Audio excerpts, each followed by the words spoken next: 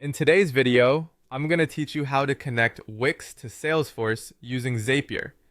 By the end, you'll have a simple automation that moves information from Wix into Salesforce with just a few clicks, no code required. Start by opening Zapier in your browser and signing in. From the main dashboard, click on Create, then choose Zap to open the editor. Give it a moment to load. You'll see the builder appear with a trigger at the top and an action below. Waiting for the editor to finish loading ensures all app options and fields populate correctly. Let's set up the trigger first. Click on the trigger box, then use the search bar to look for Wix. Select Wix from the results. Next, choose an event that matches what you want to detect in Wix. For example, you might want to capture new form submissions or new contacts depending on your workflow.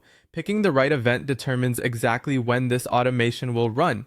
Now connect your Wix account. Click Connect Account and follow the on-screen prompts. If you see an authorization window, allow Zapier to access your Wix data so it can listen for the event you just selected. If you manage multiple Wix sites, make sure you select the correct site during the connection process so the trigger watches the right place.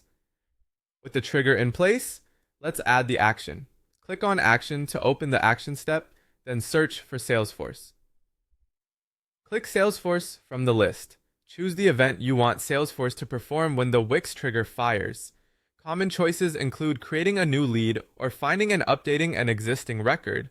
Select the event that best matches your process so the data lands where you need it in Salesforce. Next, connect your Salesforce account. Click to connect and approve access when prompted. If your organization uses different environments, confirm you're connecting to the intended one.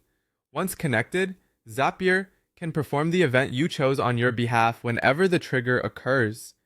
When everything looks good, finish by clicking Publish. Publishing turns your automation on so it can run in the background. From here, anytime the specified action happens in Wix, Zapier will send that information into Salesforce based on your selected events.